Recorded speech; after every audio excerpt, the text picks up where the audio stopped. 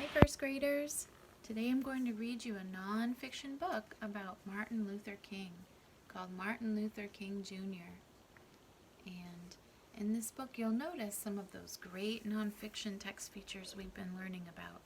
It has lots of great headings and captions and vocabulary words and photographs to help us learn more about Martin Luther King and why we celebrate his birthday on Monday. Martin Luther King Jr. Here's another photograph of him. And our table of contents with all those chapters. Who was Martin Luther King Jr.? Can you imagine a world where laws kept black and white people apart? Where black children couldn't swim in the same pools as white children? Or go to the same schools? A place where laws made it hard for black people to vote? Or where a black person had to stand up on a bus so a white person could sit down? This world was real, and it happened in the United States. There's statues at the National Civil Rights Museum in Memphis, Tennessee. These are pretty realistic statues, aren't they? Martin Luther King Jr. worked hard to change rules so they would be the same for whites and blacks. He didn't do it by fighting. He helped change unfair laws by making people think. He did it by making people feel. He did it with his words. Lots of black people and white people helped Dr. King protest those laws. This made many people angry because they didn't want change. But in the end, the protesters won, and the rules changed forever. Protesters. It's one of our vocabulary words. People who protest are called protesters. When protesters want unfair things changed, they sometimes march to show others that they do not agree with what is happening. So when you protest, you say you don't agree with something. And do you remember the protest that Martin was involved in? Was it peaceful or was it a violent protest? That's right, it was peaceful. Growing up, Dr. King was born in 1929 in Atlanta, Georgia. He was named after his father. He was called M.L. Small but strong, M.L. rode bikes with his brother and sister. M.L.'s boyhood home on Auburn Avenue in Atlanta is open to the public. That's what his house really looks like. M.L.'s father was the minister of a church. He taught his children to stand up for what is right. He taught them to speak out against what is wrong. He taught them that all people deserve justice, which means that they should be treated fairly. There's his father, minister at the church. When he was 6, M.L.'s best friend told him he was no longer allowed to play with M.L. Why? Because M.L. was black and his friend was white. Segregation laws were meant to keep black people and white people apart. They kept kids apart, too. M.L. felt bad. Why wasn't he good enough to play with his friends? Segregation means keeping someone or something apart from others. The movie theater had a separate rear entrance for blacks. It's an old picture, and that really happened. Just because of what they looked like, they had to go in a separate way. They were segregated.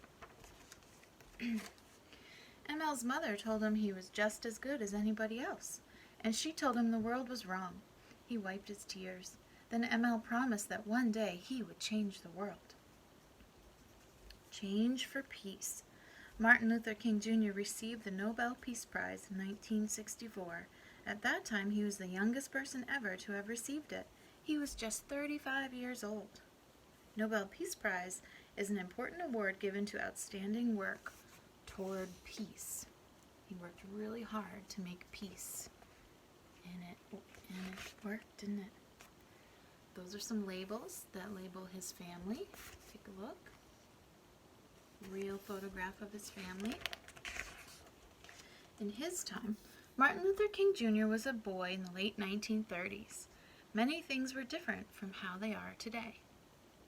Transportation was different, so this is a great page to talk about the past. We've been learning about the past and the present and the future. So let's look at how transportation was different back then. They traveled by horse and buggy. Only some people were lucky enough to have cars. Cities. Some of New York City's famous skyscrapers were finished in the 1930s. Two of them are the Empire State Building and Rockefeller Center. Money. Candy bars cost about a penny back then. Wow. That doesn't sound like much, but dollars and pennies were worth a lot more back then. Many people did not have jobs during this time, called the Great Depression. Most people had very little money. Toys and free time. Children played board games and listened to programs on the radio for fun. They didn't play video games. And school. Times were tough. Some families couldn't afford to send their kids to school. Books, clothes, and shoes were too expensive. A way with words. Amel grew up listening to sermons in church. He learned how powerful words can be to use to help people understand ideas. When Amel was 14, he entered a speech contest. He put his anger about the unfairness of separate rules for white people and black people into words. He made people think. He made people feel. The judges loved his speech, and he won. In his own words, "Let us see to it that we give fair play and free opportunity for all people." Amel not only grew up in Ebenezer Baptist Church, but he later became a minister there as well, just like his dad. On the bus ride home from the speech contest, the driver told Amel and his teacher to give up their seats to white people. Amel had to stand for 2 hours. He was mad, but he didn't say anything. He knew he could be arrested, hurt, or even killed if he said something. So in this picture, it's showing that white passengers could sit in the front of the bus, and if your skin was black, then you had to sit in the back of the bus or stand. Do you think that's very fair? Nope. A student of peace. M.L. worked hard in school. He finished college when he was 19 years old. He moved to the northeastern U.S. and continued in school. He wanted to be a minister, just like his father. M.L. skipped 2 grades in high school. He started college early at age 15.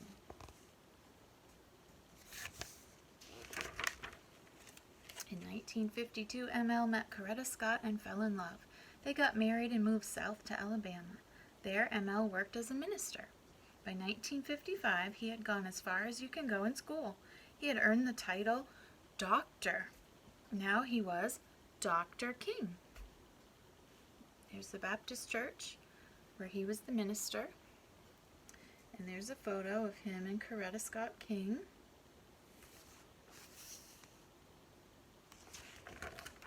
Helping others. The Kings moved back to the South to work for equal rights. They saw that not much had changed for black people there. They still couldn't swim in pools or go to school with whites. They still had to stand on buses so white people could sit. In Alabama, Dr. King had a chance to help. A bus driver told a woman named Rosa Parks to give up her seat to a white person, but she didn't give it up. Rosa Parks was arrested because she had broken the law. Now, do you think that law was very fair? Here's a white man and a black man drinking at separate water fountains. Remember what that's called? Segregation.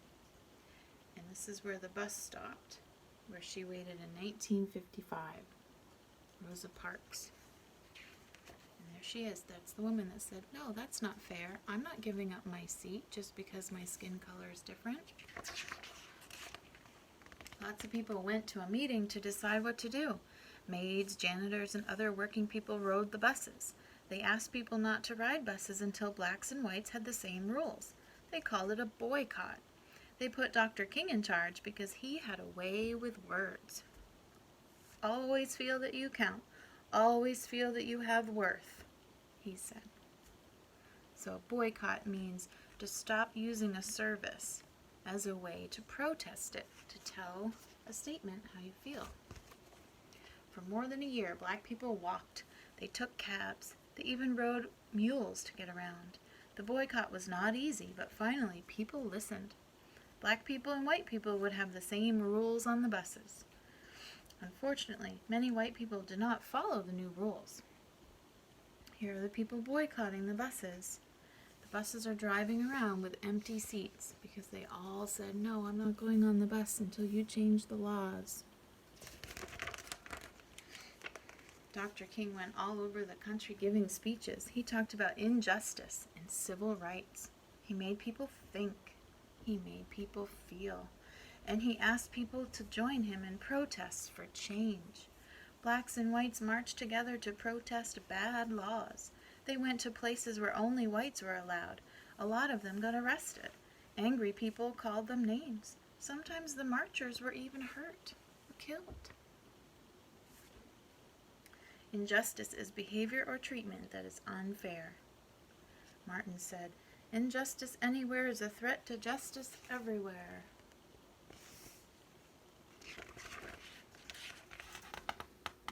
Oh, that's Dr. King and Coretta Scott King leading a 5-day march in Montgomery, Alabama in 1965. Had a very famous march that lasted 5 days. Newspapers, television, and radio reported it all. People around the country were mad. They saw how bad it was to have separate rules. One person who saw what was going on was President John F. Kennedy. The president wanted to show that he agreed that rules should be the same for blacks and whites, so he invited Dr. King to visit him at the White House. Peaceful protests, remember? Dr. King wanted to make the world a better place. He did this with peace, not hate or violence. People sometimes hurt him, but Dr. King did not hurt them back. He fought back with peaceful protests and powerful words. Peaceful means quiet and not disturbed by fighting or arguing. Violence is when you hurt someone or something. Which one would you rather be? Peaceful or violent? Peaceful, like Dr. King. That's what he would want us to be too. President John F. Kennedy met with Dr. King and other civil rights leaders in the White House. And there he is. Here's some 8 awesome facts about Dr. King. Dr. King and his father were both named Michael King, but his father changed their names in 1934. Once Dr. King was hit with a brick during a peaceful march, he didn't fight back. He just kept walking.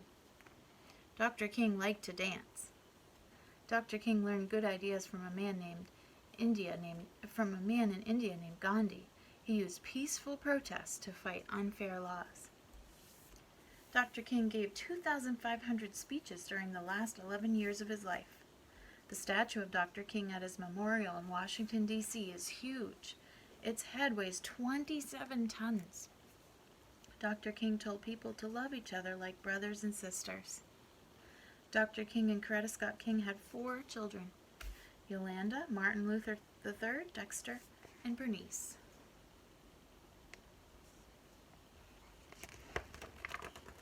Dr. King's dream.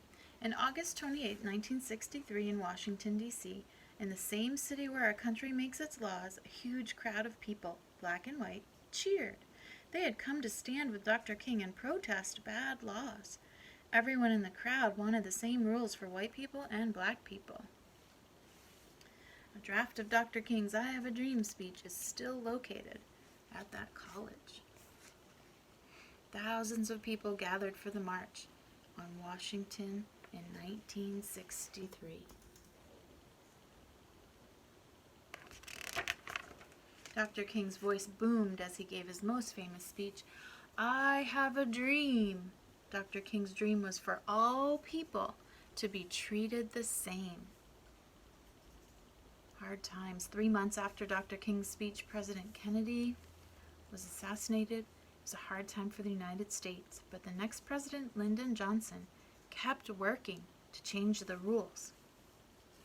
In his own words, Martin said, "I have a dream that my 4 little children will one day live in a nation where they will not be judged by the color of their skin." His final years. The rules did change in 1964 and again in 1965. Laws were now the same for black people and white people, but not everyone followed the new rules right away. For the next several years, Dr. King and the many others kept working. Dr. King gave speeches. He planned peaceful protests. He helped others. In 1966, Dr. King walked black children to Mississippi schools that used to be all white. Oh, there he is, walking them to school. Making sure they get there safely. In 1968, Dr. King was in Memphis, Tennessee. He was helping black garbage collectors protest for better pay. But angry people still did not want that change. A man with a weapon hurt Dr. King. Black and white people around the world were very sad. They had lost a man who made them think and made them feel. They had lost a man who helped make their world a better place with peace and justice. But Dr. King left us his words to remember him by. You read those words? I have a dream. And his words live on today. And we can celebrate him on Monday, thinking about our dreams too and how we can make the world a better place. Here is a memorial for him, a memorial to peace. You can visit a national memorial to Dr. King. It is in Washington, D.C., and there you can read his words about his hope that people could live together peacefully and with justice. You can also stand next to a 30-foot statue of him. It is called the Stone of Hope. From far away, the Stone of Hope looks gray, but up close it's really many, many colors. The colors stand for all the different people in the world. That's because Dr. King stood up for our right to all be treated fairly.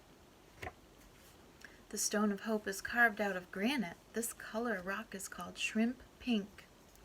So the memorial is something created to remind people of a person, event, or an important idea. I'd love to visit that memorial someday. Wouldn't you? Okay, let's see if you can answer these questions after we're done reading. See if you remember from the story and get them right.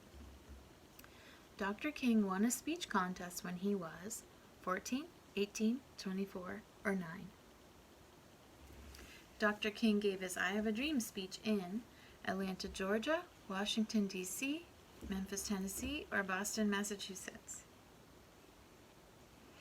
When he was 19, Martin Luther King Jr. started college, graduated from college, got married, or moved to Alabama. These are hard questions. When he was a child, Dr. King could no longer play with his best friend because he was black and his friend was white.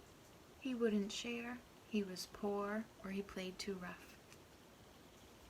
Tell someone in your family which one. Or tell me. Dr. King's family nicknamed him Marty, Smarty, ML, or Doc. The day he was killed, Dr. King was in Memphis, Tennessee to visit family, help garbage collectors, sightsee, or teach. And the Stone of Hope is carved from what granite? Dark gray, peaches and green, kingstone, or shrimp pink. Alright, I'll post those answers in this activity page.